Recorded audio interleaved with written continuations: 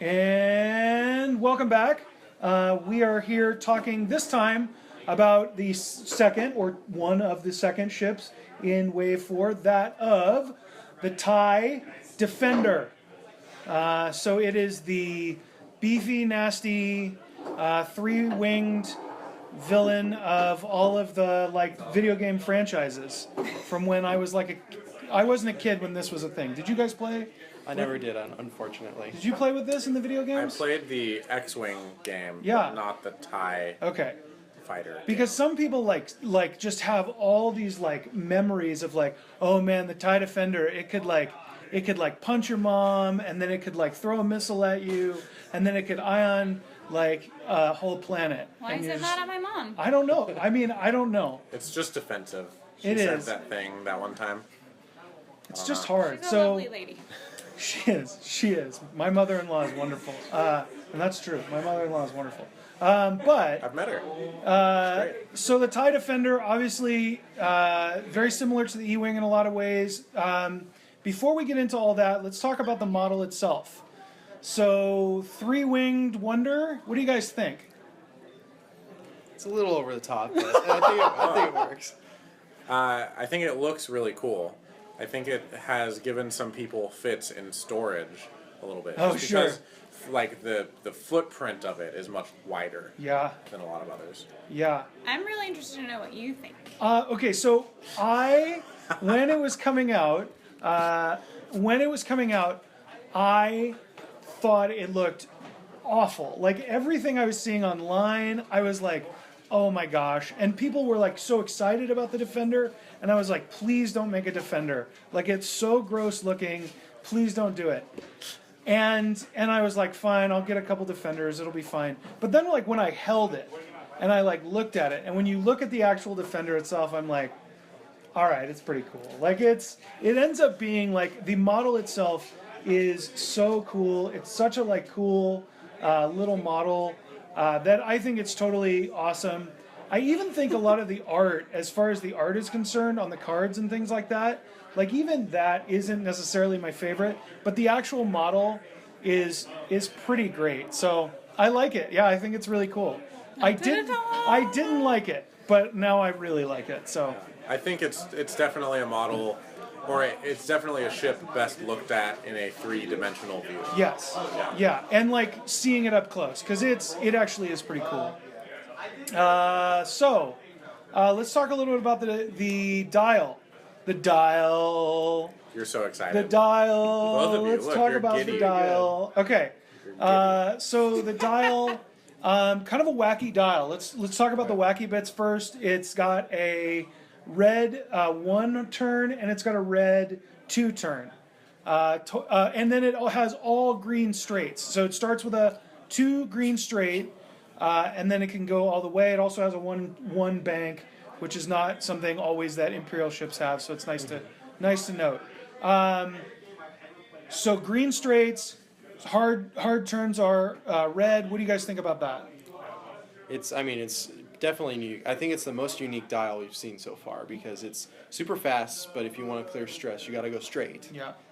Then the turning is the hard part at slow speed, so you want to turn fast. And then obviously it has the big 4 white K turn. Yes. So What? The big thing is that it has a white K turn. Every time I've been doing it, I do this Tekken white K turn when I do it, because it's always really fun. So white K turn, which is amazing for all the reasons that's amazing. I mean, being able to not be stressed when you do a K turn, to be able to do an action afterwards, even things like boost and barrel roll out of an actual thing. It's amazing. Or K turn, and then K turn, and then K turn, Yeah, and then K turn. absolutely. So to be able to kind of circle your prey almost. Yeah. I mean, and it's cool because too, if you do that thing, if you get into a joust and you both flip, and it's anything but a Defender, they are the ones who are now at the disadvantage. They have to go straight. So Yeah, no, it's incredible in that way. Now, I have a question. Yeah. Maybe a comment. Yeah. I have a comment. Yeah. I Tell us. feel like with the Defender, because of its kind of weird dial, Yeah. if you're going to play it, it seems to me like asteroid placement is going to be a huge thing for it, because turns, at least for me, oftentimes are the hardest to gauge as far as where you're going to end up and how far you're going to go. And with a limited kind of turning capability, you really have to know where you're going to go and what your plan is for the entirety of the game. Does that seem fair, or am I like totally off base? Yeah, Totally off definitely. base. I'm just kidding. Yeah, I think, I mean, often I really want lanes. Right. I mean, I'm really looking for where I'm going to be heading. But I do think that the white K-turn really is surprising in the kind of versatility it gives you, especially if you have something like a lane. What do you think? Yeah, I mean, it's pretty much the ultimate jouster. You can put it down and just, in essence, charge ahead, and then it can be, in essence, the tank for the squad. And it's like, okay, deal with me because I'm just going to be heading straight at you, firing, and then getting behind you and firing. So then that's where other flankers and other stuff can come in. But it can anchor your squad and just take the middle lane and just have at it. Yeah, totally. I think it's crazy that it can do that. Like, seriously, one time I was watching you play, and you did a K-turn with it, and you didn't put a stress on it. I was going to tell you, like, oh, you forgot. And then I was like, no, he didn't. No. He doesn't get stressed. No. It's white. No, It's a white K-turn. Yeah, it's awesome. I mean, it's really fun, and when you get to do it, it really does put you at a pretty huge advantage as far as that goes. So Just note that you only have a 4. Yeah. So you can be blocked. yes, yeah, absolutely. But the one thing I would also say on top of that, because I mean, having done bombers, they have a pretty similar dial in a lot of respects. The one thing I would say about that is even if you end up getting blocked in that 4, the fact that it doesn't stress you in that Try it again next time. is really huge. Also, like if you bump on a 4, I mean it stinks, but also it doesn't totally hose you like it can with some ships, like the bomber With as an every other example. ship. Yeah, I mean, if you're doing a Yeah. K-turn with anything else and you mess it up, you're done. yeah, As I've done many times. yeah, for sure. Yeah. Poor B-Wings. So as far as the stat line on the Defender is concerned, it has 3s down the line. So 3 attack, 3 agility, 3 hull, and 3 shields. It has a focus target lock and a barrel roll. And then it also has a cannon upgrade as well as a missile upgrade. And then it obviously, some of them have an elite pilot talent. Both of the higher pilot skill guys do. So thoughts on the Defender's either stats or on the actions. Maybe talk about upgrades in just a second, but or maybe not. Go ahead. It's pretty nice, just having 3s, because before, more or less, Imperials, it was like bounty hunter for a big beefy ship, and that was kind of it. Yeah. Maybe the shuttle, but that works differently. Whereas now you can have a small base ship that's really heavy, Yeah. really hard to take down, kind of like, in essence, an Imperial B-wing. Yeah. That's faster. Yeah, So, yeah, it's hard to kill. yeah, for sure. Yeah, and I mean, you have 3 shields. When's the last time you did that? It honestly feels really Imperials weird. With ties of shields. Yeah, I It's- mean, it's cool. It feels really weird. I mean, I have forgotten multiple times to put shields down for these guys. Sure. Because I never have shields. Yeah, so I think that's really cool. Target lock's cool. Barrel roll is great. What do you guys think about the upgrades? So obviously cannon, so you can throw a heavy laser cannon on it, ions. What do you guys think as far as cannon upgrade or missiles? Thoughts on this? Heavy laser is pretty good. I mean, it's going to get expensive fast, but being able to K-turn with the heavy laser, Yeah. just laying down the firepower is going to be pretty good. So I see it taking cannons a lot of the time. Maybe not missiles as much, but oftentimes cannons. Cool. Yeah, I mean, its role is for sure a heavy hitter in your squad. Whether that means you have multiple or not, I don't know. But regardless, I mean, missiles generally are utility more than anything else a lot of the time. Yeah, that's fair. So we have 2 non-unique pilots for the TIE Defender. We have the first one is the Delta Squadron pilot. It's a pilot skill of 1 and costs 30, and the other is the Onyx Squadron pilot, pilot skill of 3 and costs 32. What do you guys think about the 2 non-unique guys? Expensive. Yeah, I mean, it's really tough because, I mean, you compared them to Fire Spray. It's tough because you really are talking about it being, I mean, a third of your squad. Like from from the very get-go. They are really tough. They are really awesome. They're unlike any other Imperial ship in almost every sense. But they are super expensive. Yeah. So I think that's something you have to think about for sure. No, you shouldn't. You don't need it. No, you just don't need to think about it. Do what you want. Yeah. I mean, if you already watched our video about the E-Wing, Yeah. Yeah. we talked about this already with those, but it's the same kind of thing. You have a ship that just costs a lot. It seems really good. It seems cool, but finding a place in your 100-point squadrons is going to be an interesting feat. Whether that means it's 1 or 2 or 3, and that's it. You can't do 4. No matter how hard you try. Yeah. Unless it's epic. Yeah, unless you're Right, playing Epic, and that's a whole other ball game. But it's just going to be interesting to see what people do with them in squads with other ships, or just trying 3 of them out. Yeah. And see what they do. Yeah, fair. So for pilot skill 6, we got Colonel Vessery. Pretty sure that's how you pronounce it. So his special ability, and he's 35 points. Special ability is when attacking immediately after you roll attack dice, you may require a target lock on the defender if it already has a red target lock token. So it's pretty solid. In essence, it gives you a free target lock and, say, focus attack. So you do a lot of damage. You just have to have somebody else target lock, and in essence, he feeds off of that. Yeah. So obviously cool in squads which would feature ships with target lock, bombers, maybe interceptors with targeting computers, other things along those lines. The shuttle pilot that can do target locks for you. Sure. What do you guys think about Vessery? I mean, from my perspective, on the other side of the game, I don't see very many ships being played with target locks from the Imperials. So this is either going to completely change something, or be something that gets unused, which kind of stinks, at least for now. Okay. I think, in essence, when you're putting him in, since he's so expensive, you kind of have to have some other target lock, otherwise the ability's wasted. Something like Night Beast with targeting computer is kind of cool, because he's super cheap, and he just, in essence, stays along with the other fighter, and then hands out the target lock, and he shoots it. Because the other thing is, you also want a ship that target locks at a medium pilot skill, but Colonel Vessery shoots before it, because you kind of want to use the target lock for the other ship as well, possibly. Yeah. So you definitely have to think about who you're including with this guy. Yeah. We also have Rexler Brath. He is an 8 pilot skill, and after you perform an attack that deals at least 1 damage card to the defender, you may spend a focus token to flip those cards face up. It's cool. What do you think? It's cool. Yeah, I love it.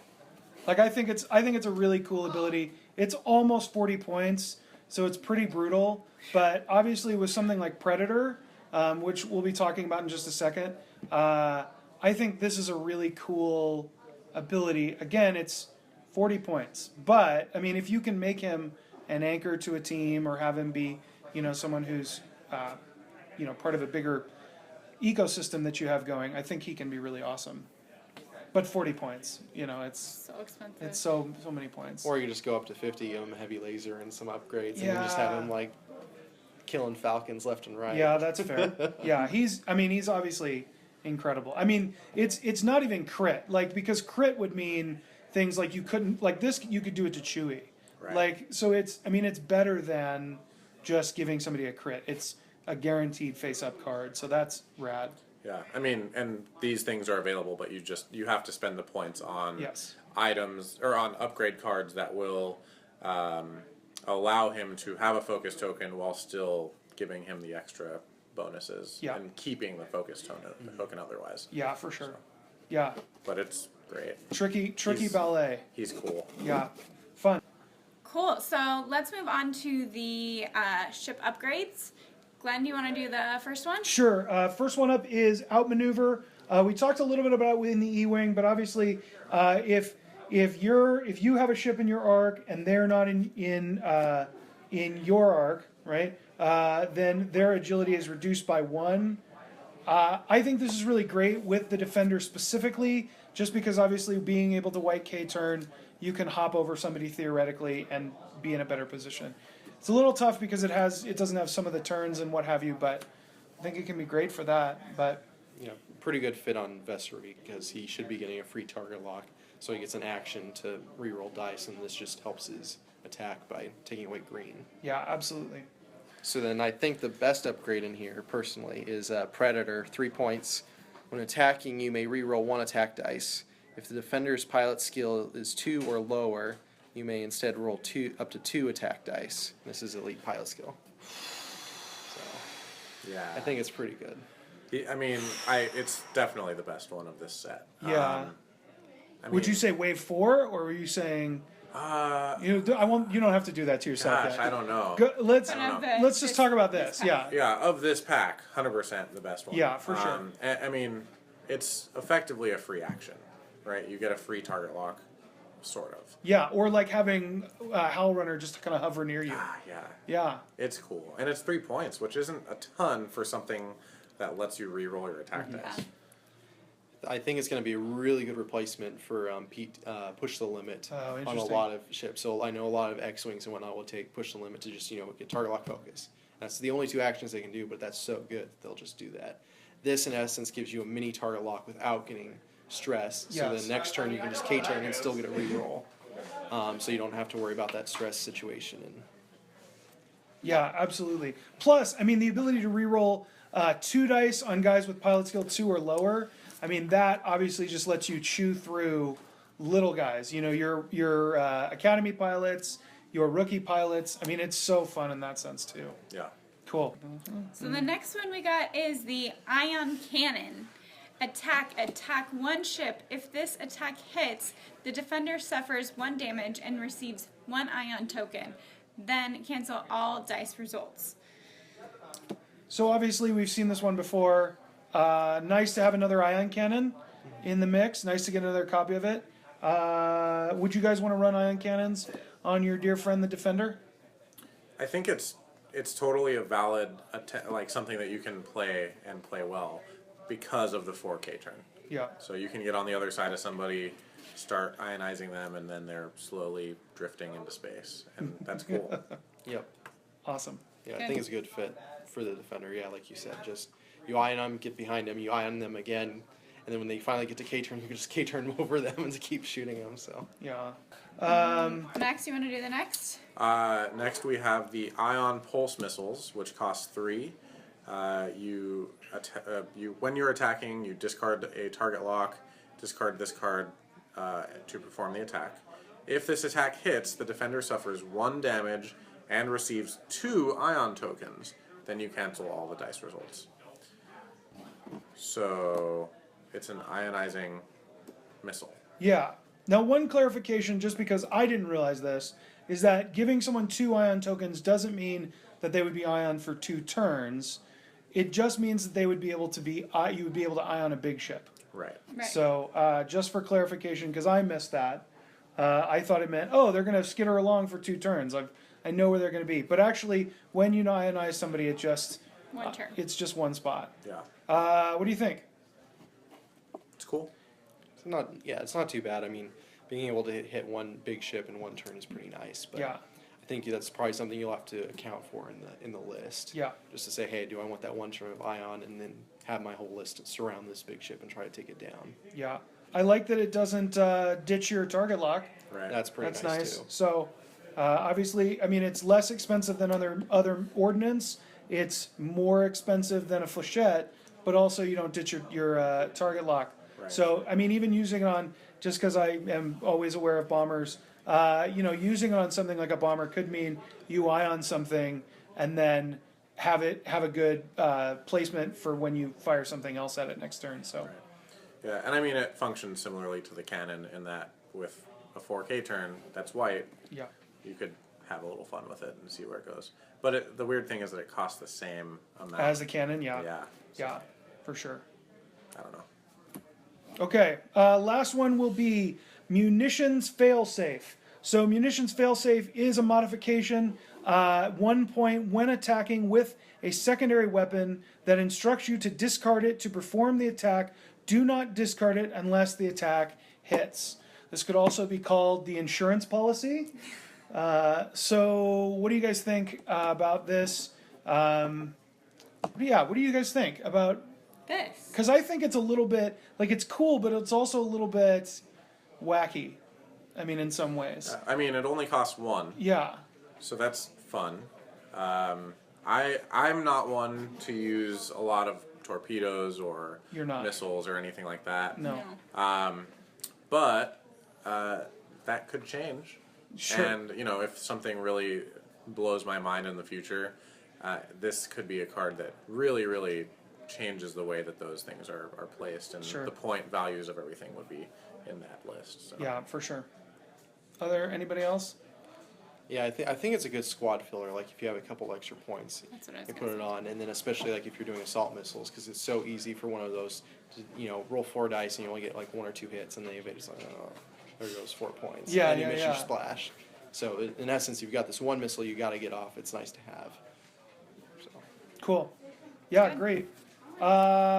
Let's talk really quickly about our dear friend, the TIE Defender.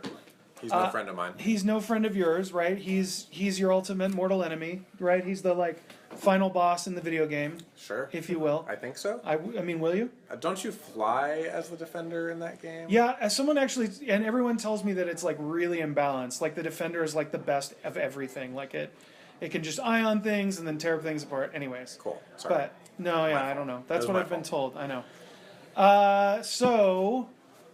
What do you guys think about the Defender in a general sense? So obviously, white K turn, wacky turns, and high point cost. Worth the points for the kind of cool stuff, or just overcosted for the wacky stuff?